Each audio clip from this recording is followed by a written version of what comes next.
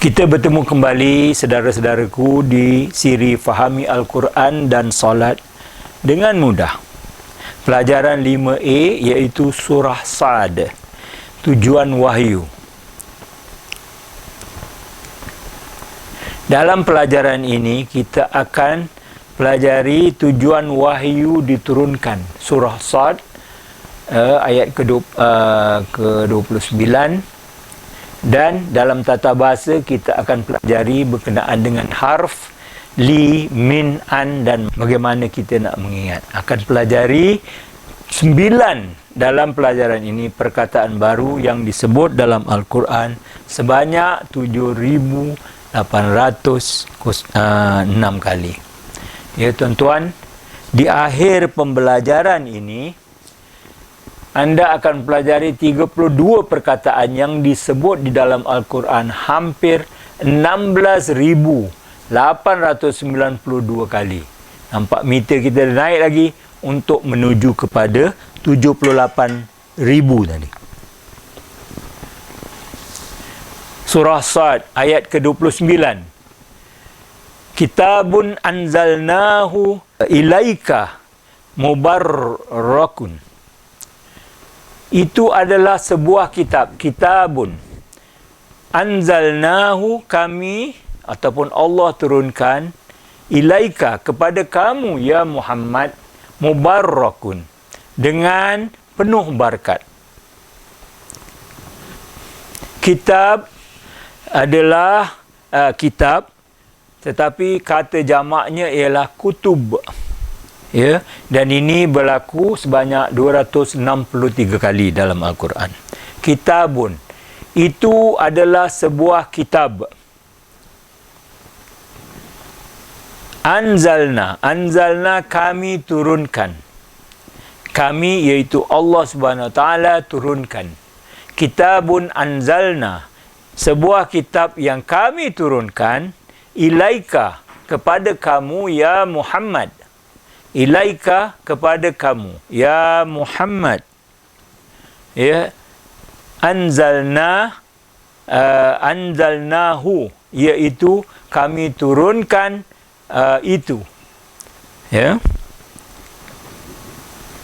ilaika, kepada kamu ya Muhammad, ditambah untuk memberi keterangan yang lebih tepat. Ya, mubarakun, yang kita tahu berkenaan dengan Eid Mubarak. Biarkan hari raya Aidilfitri itu menjadi satu rahmat untukmu. Jadi mubarak ialah dengan penuh berkat, dengan penuh rahmat. Jadi praktis dengan imajinasi dan rasa. Kitabun anzalnahu ilaika mubarakun, iaitu itu adalah sebuah kitab.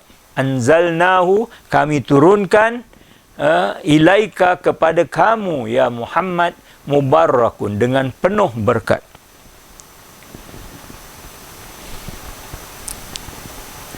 Liyadabbaru ayatihi, supaya mereka memikirkan dari ayat-ayatnya. Liyadabbaru ayatihi, liyadabbaru, supaya mereka memikirkan. Supaya, yadabbaru, mereka memikirkan. Ya, kita tadabbur katanya, supaya kita dapat memikirkan, kita dapat mengkaji, kita dapat memahamkan dengan lebih mendalam. Ayatihi, ayat-ayatnya. Ini tadabbur, ayat-ayatnya. Jadi Quran itu diturunkan kepada Muhammad dengan penuh berkah atau berkat, supaya kita semua dapat memikirkan, dapat mengkaji, dapat mengetahui dengan lebih mendalam ayat-ayat atau isi-isi ayatnya. Liyadabbar, supaya mereka menghayati. Itu perkataan yang tepat. Supaya mereka menghayati. Tadabbur ialah menghayati ayat tanda ataupun ayat. Ayatihi, ayat-ayatnya. Ayat ataupun ayah atau ayat. Ayah ialah perkataan tunggal. Ayah maknanya perkataan yang jamak ataupun banyak ayat-ayat tadi. Ayatihi, ayat-ayatnya, ya, itulah ataupun ayat-ayatnya. Waliyatazakkaru, dan supaya mereka dapat peringatan. Orang-orang yang albab, orang-orang yang memahami. Tuan-tuan, supaya mereka dapat peringatan. Wa liyatazakkaru, dan jadi yang mendapat peringatan.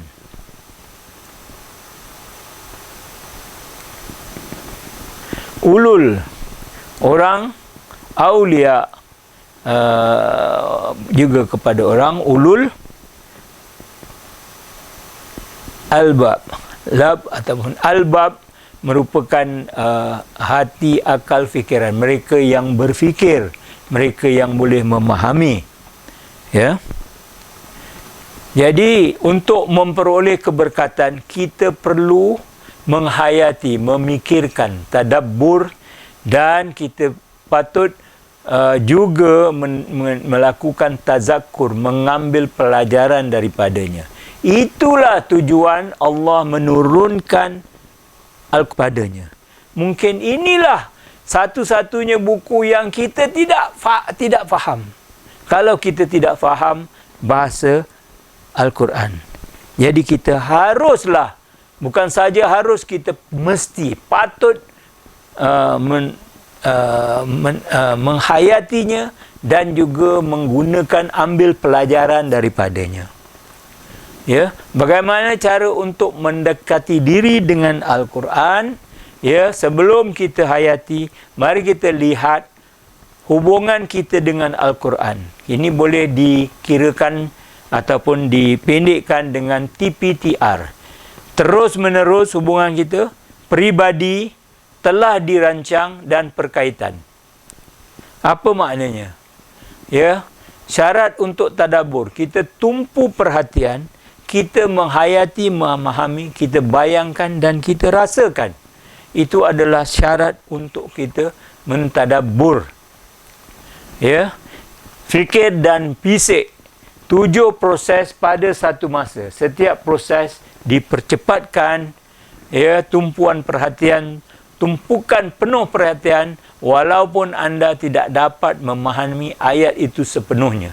Pada mulanya, insya-Allah selepas kita mempelajari kursus ini, kita akan dapat memahaminya dengan baik. Cuba tangkap setiap perkataan yang boleh anda fahami untuk masa ini.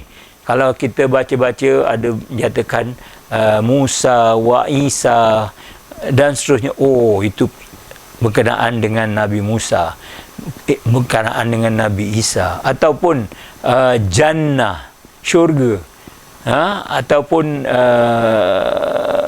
apa tu namanya, neraka dan seterusnya. Minta ampun kepada Allah jika anda tidak mampu untuk memahaminya.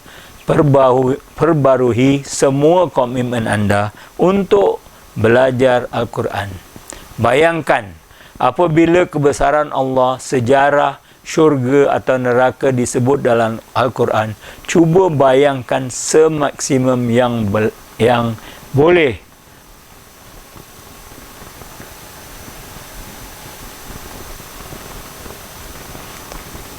Rasakan, jangan baca Al-Quran seperti kita baca berita.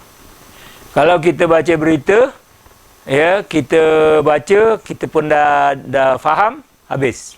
Tapi kalau kita baca buku-buku matematik, buku-buku kimia, buku-buku fizik, buku-buku commerce dan seterusnya, kita kena baca dengan sepenuh hati dan kita kena tanya diri kita, mengapa ini berlaku, selepas ini mengapa itu berlaku, dan seterusnya. Jadi maknanya kita, dalam buku-buku ni kita mentadabbur. Dan adakala kita kalau kita belajar berkenaan finance ataupun ekonomi, kita bawa kepada kehidupan kita sehari. Ya. Jadi kita apabila membaca Al-Quran, berharaplah pada belas kasihan Allah. Takutlah akan balasannya. Kita takut, kita cinta, kita rendah diri dan kita memberi penuh kepujian padanya. Jadi kalau kita tengok di sini, ya, hubungan kita dengan Al-Quran tadi ialah TPTR, ataupun kita terus, perubahan kita terus peribadi, iaitu dengan diri kita sendiri. Tiap-tiap apa yang kita baca tadi memberi ini petunjuk pelajaran kepada diri kita sendiri. Ia terancang.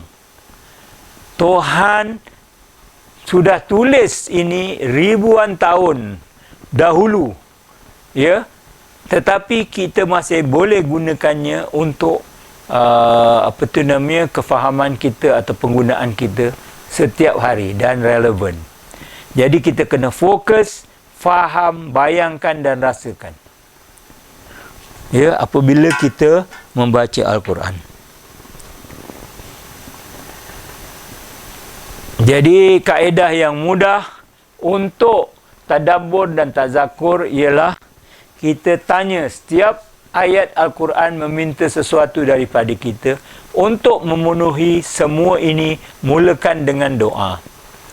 Kita nilai apa yang anda lakukan hari, semalam, seminggu sudah, dan doa. Dan juga contohnya untuk pelajar. Ya, kita kena plan apa yang kita buat. Fikirkan apa yang kita buat minggu lepas. Adakah kita belajar ataupun kita berpoya-poya sahaja, enjoy dan seterusnya. Sediakan rancangan untuk hari atau minggu akan datang. Ini mustahak. Kalau kita tidak rancang, maknanya kita akan alpa sahaja. Ya. Dan sebarkan mesej Rasulullah SAW. Sampaikanlah dariku walau hanya satu ayat. Rasulullah SAW telah bersabda sedemikian. Sampaikan daripada beliau walaupun hanya satu ayat.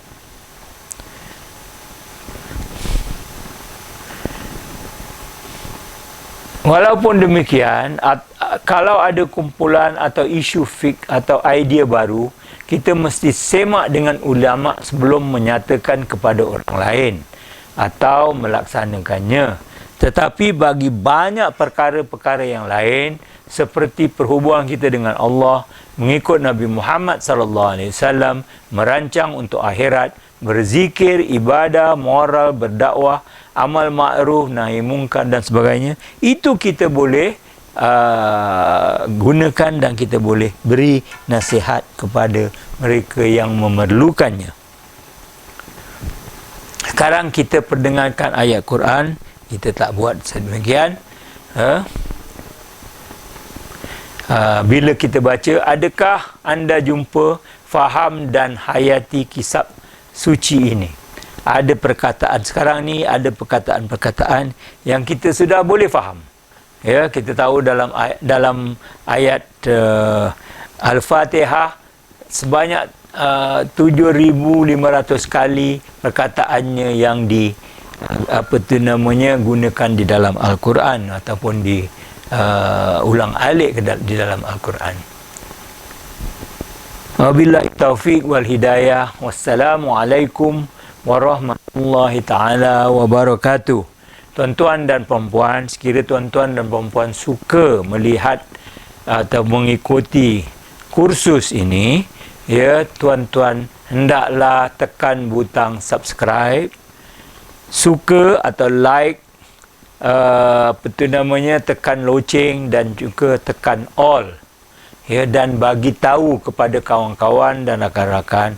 Tuan-tuan juga mendapat pahala dengan memberitahu kepada rakan-rakan dan kawan-kawan yang boleh mendapat manfaat daripada mengikuti kursus ini.